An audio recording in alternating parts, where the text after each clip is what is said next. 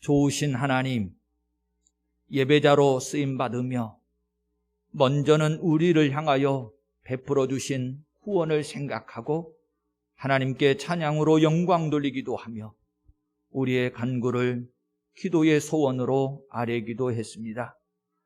이제는 사모함을 더하여져서 들려주실 말씀을 기대합니다. 영의 양식입니다. 성령님, 더욱더 충만한 은혜로 역사하시사 눈을 들어서는 하나님을 배우게 하여 주시고 귀가 열려서는 하나님의 음성으로 듣게 하시옵소서. 연약한 종입니다. 오직 복음의 나팔수로만 사용하시옵소서. 하오나 말씀하시는 분은 아버지 하나님이심을 인정하오며 우리 주 예수 그리스도의 이름으로 기도합니다. 아멘. 오늘 임명과 함께 공동회의 재직총회가 있어서 시간이 조금 촉박합니다. 그래서 오늘 말씀을 전하는 데까지 전하고 안 되면 다음 주에 또 이어가도록 그렇게 하겠습니다. 자, 앞전에 우리가 함께 나누었던 말씀을 조금 되돌아 보십시다. 32장부터 37장까지 6장에 걸쳐서 새롭게 갑자기 등장한 이 엘리후의 변론이다 그랬습니다. 특별히 우리를 놀라게 했던 것은 이 엘리후가 화를 내면서 일어나가지고 욥도 새 친구들도 책망했다는 거예요. 이유가 뭐였지요? 2절 속에서 그랬습니다. 욥에게 화를 낸 이유는 욥이 자꾸 의롭다고만 하니까 화를 낸 거고, 또 3절 속에서 친구들에게 화를 내는 것은 정죄만 자꾸 하니까 화를 낸 거였습니다. 결과적으로 엘리후가 등장을 해서 욥과 새 친구들을 책망을 하게 되고, 또 제가 그런 표현을 좀 썼었는데 바람같이 사라지지요?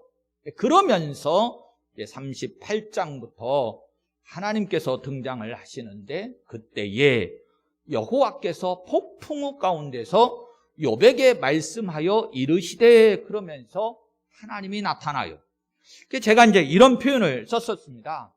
엘리후는 도대체 이렇게 갑자기 친구들과의 대화, 그리고 하나님이 등장하는 이 사이에 끼어들기처럼 등장을 했을까? 다른 것보다도 욥과 새 친구들을 하나님께로 인도하는 어떤 다리 역할을 하기 위해서, 이걸 조금 우리가 알고 있는 성경의 표현, 신앙적인 모습으로 좀 표현을 해보면 욥과 친구들을 하나님을 만날 수 있도록 길을 예비하는 자의 역할을 하고 있다. 이제 이렇게 말씀을 나누었었어요. 자, 이런 전체적인 말씀의 배경을 가지고 욥과 친구들을 책망하는 엘리후의 등장이다, 이렇게 정리를 해 말씀을 드렸는데, 이제는 말씀을 한 절 한 절 읽어가면서 좀 더 자세하게 내용을 살펴보도록 하십시다. 먼저 1절에 욥이 자신을 의인으로 여김으로 그 세 사람이 말을 그치니 그래요. 저는 참 한 단어 한 단어가 소중하게 느낌이 오는데요, 이제 말을 그쳤다 이러거든요. 한편으로는 어이도 없었을 것이고, 대화를 하다 보면 왜 우리 그런 상황들 있잖아요. 또 한편으로는 아무리 교훈하고 설득을 해도 받아주지를 않으니까 황당하기도 할 거고, 뭐 이러다 보면 이제 말이 끝났다, 뭔가 했던 침묵의 시간이 좀 흘렀겠다, 이런 생각이 들어요. 그리고 나서 2절에 람 종족 부수 사람 바라겔의 아들 엘리후가 화를 내니 그럽니다. 한마디로 잠잠히 이제까지는 듣고만 있었던 엘리후가 화까지 내면서 일어선 거예요. 사실 1절부터 이제 이 5절까지의 이 전반부의 내용을 좀 보면 화를 냈다는 단어가 반복적으로 나옵니다. 무려 5번씩이나 등장을 하게 되는데, 욥에게 화를 낸 것은 욥이 하나님보다 자기가 의롭다고 하는 것처럼 여기기 때문이고, 그러니 화가 나겠지요. 신앙인으로서 그 어떤 느낌을 받으면 분이 어떻게 안 나겠습니까? 그리고 3절에서는 또 새 친구들에게 화를 내면 그들이 능히 대답하지 못하면서도 욕만 자꾸 정죄한다 그러는 거예요. 이 부분은 조금 생각을 좀 해보면서 나누는 게 의미가 있다는 생각이 들었는데요. 저희들 이제 우리 교회는 참 감사해요. 어떤 회의를 하던 재직회가 됐던 어떤 회의를 하든지 모두가 다 서로를 인정해주고 화목한 가운데 평안한 가운데 회의를 합니다만, 왜 여타의 어떤 교회들 속에서는 회의를 할 때마다 좀 문제가 발생하고 그런다는 얘기들도 종종 듣잖아요. 재직회 회의를 하고 있는데 어떤 문제로 장시간 막 논란을 벌였어요. 근데 이때까지 잘 듣고만 있었던 아직 연소한, 성경 표현 그대로 하겠습니다. 연소한 젊은 친구가 하나 일어나가지고 화를 덜컥 내면서 발언을 하는 거예요. 그러면 여러분 분위기를 느껴보시라고 이렇게 설명을 드리는 거예요. 여기 서 있는 목사도 또 연세 드신 우리 장로님들이나 권사님들도 아니 아직 어린 친구가 일어나가지고 벌컥 화를 내면 얼마나 황당할까요? 그런 느낌 안 들겠어요? 그렇잖아요. 정말로 제가 생각하기에는 사회를 보는 제 목사 입장에서는 굉장히 곤혹스럽겠다 그런 생각도 들었어요. 자, 그런데요, 이거를 인간의 예도로만 생각하면 참 황당하기도 하고 멋쩍기도 하고 막 그럴 것 같은데, 성경에서는 그러면 이런 내용들을 뭐라고 말씀하실까라는 생각이 좀 들었어요. 찾아보면 여러분 일단은 이렇게 한번 생각을 해보시죠. 나이가 어리다는 이유 때문에 불의한 것을 보고서 화를 냈다, 이게 잘못일까요? 아니요. 잘 생각해 보세요. 우리 이 인간의 동양, 무슨 우리 예의 동방지구 이런 예법대로 하면 잘했던 못했던지 어른들을 향해서 젊은 친구가 화를 냈다 그러면 무조건 안 되는 거잖아요.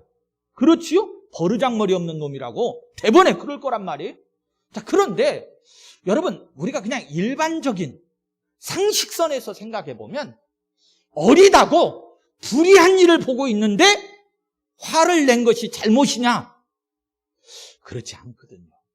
연소했다 할지라도, 비록 나이가 어리다 할지라도 불의를 보았으면 화를 낼 수 있는 것, 그거 절대로 잘못 아니에요. 성경으로 들어가 보아도 에베소서 4장 26절 말씀을 보면 나이 문제는 거론하고 있지 않지만 일단 화를 냈다, 분을 냈다, 이것에 대해서 뭐라고 말씀하냐면 분을 내어도 죄는 짓지 말며 해가 지도록 분을 품지 말아라. 분은 낼 수 있다는 거예요. 그런데 그것 때문에 죄는 짓지 말아라. 그런데요, 왜 이렇게까지 말씀을 하냐면 일단은 에베소서 4장 27절을 보면 그것 때문에 마귀에게 틈을 줄 수 있기 때문에 마귀에게 틈을 주지 말아라 이렇게 말씀을 해요.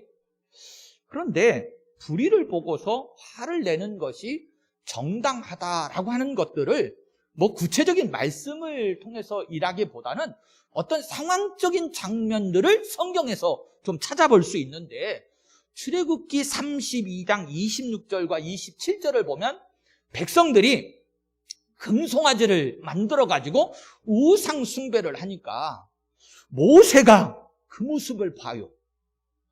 황당했겠지요. 시내산에 올라가서 하나님을 대면하고 하나님으로부터 그 귀한 말씀 율법을 받아가지고 내려오는데, 아니 아래서 백성들은 꼬라지가 우상을 만들어 놓고 우상 숭배를 하네. 그러면 저부터도 화가 났을 것 같아요. 막 분이 나요. 그런데요, 이 분을 내는 정도를, 이 상황이 벌어진 때는 어느 정도로 성경의 상황이 벌어지고 있느냐면, 누구든지 여호와의 편에 서는 자는 내게로 나와라 이래요.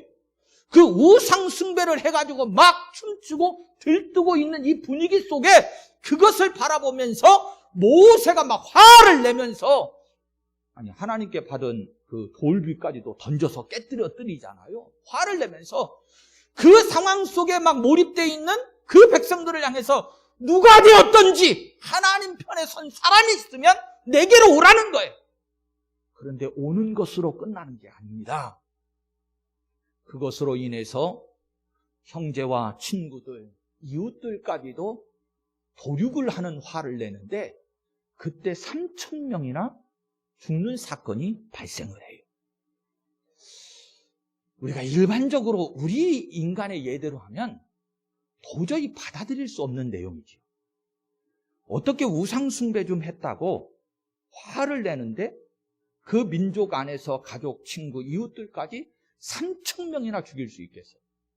성경이 그걸 말씀하거든요.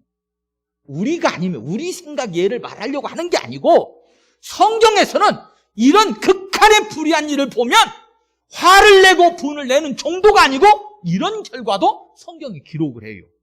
놀랍지요. 물론 그림자와 예표의 역할이기도 하고 구약시대에는 그런 일이 벌어졌지만 신약시대에 와서 예수님은 우리의 모든 죄를 자신이 지시고 십자가에 친히 죽으시잖아요.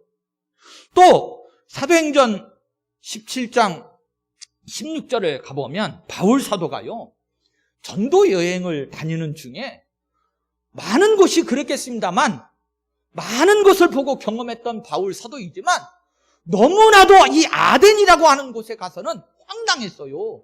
우상을 숭배하는 큰 신전도 지어놓고 세상에 사람의 손으로 빚은 거나 해와 달들을 보면서 우상을 섬기는데 이건 다른 지역하고는 이 아덴이라는 지역이 게임이 안 되거든. 그러니까 그 모습을 보면서 너무나도 마음에 분이 치밀어 올랐다. 이렇게 말을 해요. 이런 것들이요, 우리 사람의 예대로 뭐 윤리적이다, 도덕적이다 이런 게 아니잖아요. 철저하게 하나님과의 관계성 속에서 하나님의 백성이라는 이들이 우상을 섬긴다거나 비록 이방의 민족이지만 너무나도 우상 앞에 어리석은 일을 보니까 막 분이 났다라고 하는 거예요. 저는요, 언뜻 이런 생각을 했어요. 오늘 말씀을 보면서 제 자신 스스로도 굉장히 찔림이 왔는데 저도 목회하는 과정 속에서 정말 하나님 앞에 이건 아니지 이런 것을 겪어볼 때도 많았고요. 여러분들도 신앙생활을 하면서 어찌 이런 경험들이 한두 번 없었겠어요. 그런데 여러분, 이런 불의한 일 우리가 세상적으로는 용서하고 긍휼히 여길 수 있지만 하나님 앞에서 용납하지 못할 불의한 죄악들을 봤을 때 분을 내지 못하고 우리가 입을 닫고 있다고 하면 결국은 그건 뭘 말하는 걸까요?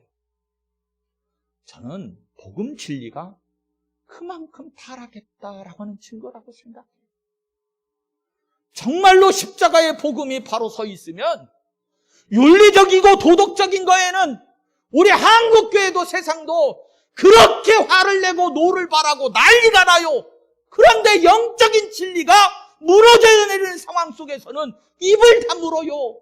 그러면 그게 무슨 복음 진리가 제대로 서 있는 교회고 성도냐고요. 나이가 많고 적고가 아니고 복음 진리만큼은 우리가 훼손시키면 안 되잖아요. 만약에 교회 안에서 그런 일이 벌어진다고 하면 여러분, 우리 담대하게 분을 낼 수도 있어야 합니다. 이게 복음 진리가 바로 서 있는 교회의 모습이고 그것이 정말로 살아있는 신앙생활을 하는 성도의 모습인 거예요. 4절 5절로 이어가 보면 엘리후는 그들의 나이가 자기보다 여러 해 위임으로 욥에게 말하기를 참고 있다가 세 사람의 입에 대답이 없음을 보고 화를 냈다 이렇게 말합니다. 연소하다 표현했어요.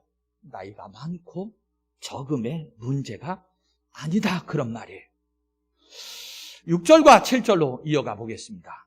부스 사람 바라게아의 아들 엘리후가 대답하여 이르되 나는 연소하고 당신들은 연로함으로 뒷전에서 나의 의견을 감히 내놓지 못하였노라. 내가 말하기를 나이가 많은 자가 말할 것이요 연륜이 많은 자가 지혜를 가르칠 것이라 하였노라. 그러나 사람의 속에는 영이 있고 전능자의 숨결이 사람에게 깨달음을 주시나니 그래요. 이 말씀만 좀 나누고 정리를 하겠습니다. 이 말씀은 굉장히 중요하기 때문에 그래요. 6절부터 사실은 21절까지의 한 단락이라고 말할 수 있는 구절인데 핵심 중요한 게 뭐냐면 8절에 영, 전능자의 숨결이라고 하는 이 말씀이에요. 18절에 가봐도 내 영이 나를 압박함이니라. 내 속에 있는 영이 내가 참고 묵묵히 나이가 어리기 때문에 그냥 하는 말만 듣고 속으로 삭히고 있었는데 나는 인간적으로는 그런데 내 속에서는 가만히 놔두지를 않는다 그런 말이에요. 막 나를 말하라고 분을 내라고 압박한다는 거예요. 이걸 쉽게 좀 표현을 하면 한마디로 엘리후는 그냥 말을 하는 게 아니고 영적인 하나님이 주시는 감동을 가지고 영감에 의해서 말하고 있다는 것입니다. 그래서 14절에서 나도 당신들의 이론으로 그에게 대답하지 아니하리라 그럽니다. 이게 무슨 뜻이냐면 지금까지 엘리후가 욥과 친구들의 대화를 지켜보고 있었잖아요. 그런데 내가 지금 말하려고 하는 것은 앞에서 욥의 친구들이 말했던 거는 다르다는 거예요. 난 당신들처럼 그렇게 얘기하는 것이 아니다. 우선적으로요. 일단 태도부터 변론하는 이 자세부터도 달라요. 새 친구들은 자신들의 지식이나 세상적인 예를 근거로 삼아가지고 욥을 정죄했어요. 그런데 엘리후는 어떤 태도냐면 나는 세상적인 게 아니고 영감으로 하나님께서 내 속에 주셔서 이 속에서 발동하고 있는 그 영적인 하나님이 주시는 지혜를 가지고 말씀으로 말하겠다는 거예요. 여러분 이게 제가 성경을 쭉 문맥적으로 보자고 그랬잖아요. 성경을 이렇게 쭉 문맥적으로 보면 이것을 직접적으로는 표현해 놓지는 않았지만 앞서 읽었듯이 간접적으로는 충분히 느껴보고 우리가 깨달아 알 수 있는 내용으로 기록을 했어요. 18절에 내 속에는 말이 가득하니 내 영이 나를 압박함이니라. 내 속에 있는 말, 이거는 그냥 인간적인 말이 아니고 이미 하나님께서 나에게 주신 이 지혜로운 말이, 영적인 이 말, 하나님의 말씀이 가득하대요. 근데 그 말을 안 하고 있으니까 내 속에서 막 압박을 준다는 거예요. 그리고 9절에서는 그러잖아요. 어른이라고 지혜롭고 노인이라고 정의를 깨닫는 것 아니다. 참 교회는 저는 한편으로 생각하면 긍정적으로는 참 좋은 곳이라고 생각합니다. 왜 그러냐면요. 세상의 어떤 그 공동체의 모습들을 보면 제가 종종 그런 말 쓰잖아요. 끼리끼리 논다고. 배운 사람들은 배운 사람들끼리, 가진 사람들은 가진 사람들끼리, 뭔가 자기가 좋아하는 관심 분야가 있으면 취미가 같든지 뭐가 됐든지 그렇게들 모이잖아요.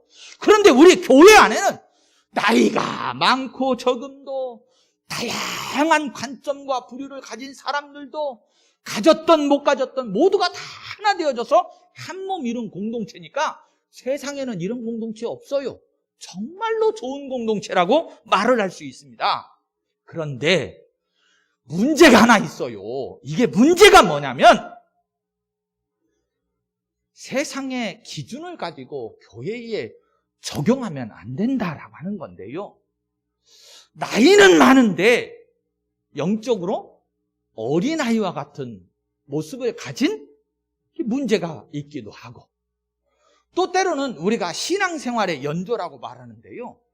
20년, 30년을 믿어서 신앙의 연조는 많은 것 같은데 역시 여전히 영적으로 어린아이와 같은 사람들이 있기 때문에, 그래서 한편으로 생각해 보면 나이, 연조, 어떤 세상적인 어떤 조건들, 이것으로 교회의 어떤 재직의 직분이 되기도 하고 어떤 교회의 신앙생활에서 어른이 되기도 하고, 사실은 이것은 영적으로 생각해 보면 바람직하지는 않은 거거든요. 그렇잖아요. 나이가 많다고 해서 신앙생활을 오라 했다고 해가지고 영적으로 잘 성장해가지고 어른 된 게 아니고 여전히 어린아이의 모습일 수밖에 없는데, 그런데도 우리는 어쩔 수 없어서 인간적이기 때문에 나이 때문에 연조 때문에 어떤 직분을 맡기고 어른이 되기도 해요. 여기 서 있는 목사도 예외가 아니고요. 우리 교회 장로님, 권사님들도 한번 곱씹어서 잘 생각해 볼 내용이에요. 정말로 영적으로는 어린아이인데 이들이 교회 안에서 어른 노릇을 하고 있으면 그 교회는 비극입니다. 그러지 않겠습니까? 정말로 많은 생각을 하게 해요. 그러면서 10절에 그래요. 그러므로 내가 말하노니 내 말을 들으라. 나는 비록 나이로는 연소하지만 내 속에서 영이 말하게 하심을 따라서 내가 말을 하는 거니까 들어달라. 나도 내 속에서 있는 내 의견을 말하리라. 이렇게 말을 합니다. 시간이 되어서 오늘은 여기까지 합시다.